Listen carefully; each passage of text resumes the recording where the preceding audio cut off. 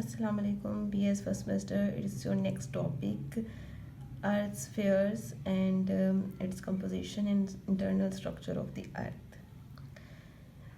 The Earth is a system consisting of four major interacting components. The first is your atmosphere, the second is your hydrosphere, third is your lithosphere, and fourth is your biosphere. As you see in the book, our spheres of the earth topic second है आपका 19 page पे.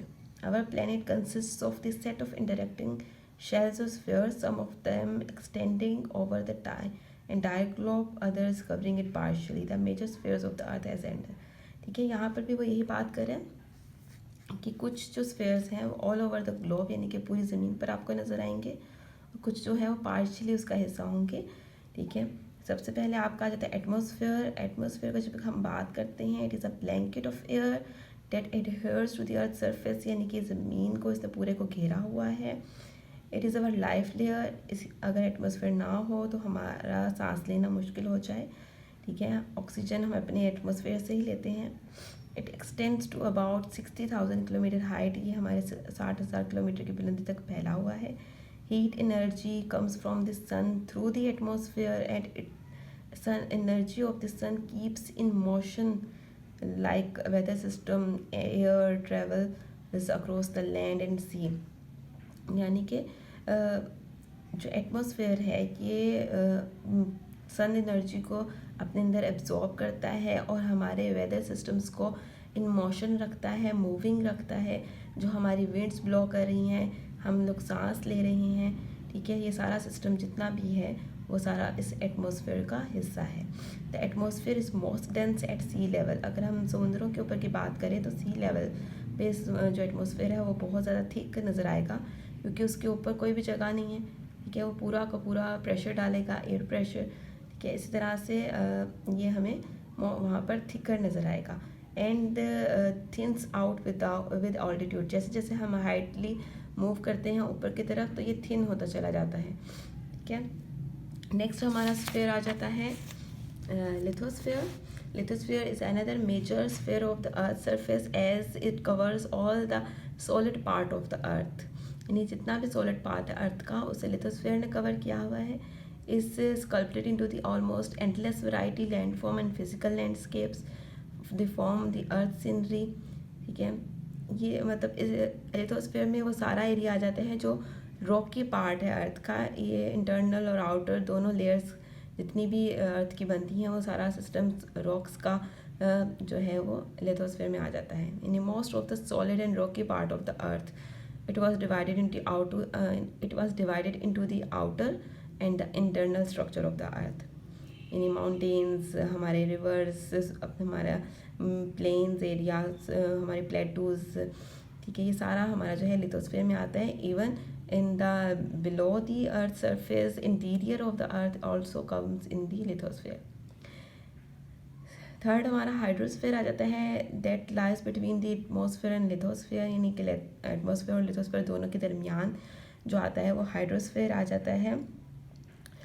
All part of the water including 71% of water covers the earth area that comes into the hydrosphere, जिसमें आपके ocean, lakes, rivers, rain, ground water, underground water, droplets of clouds, ये सारा चीज़ें हमारे hydrosphere में आ जाती हैं.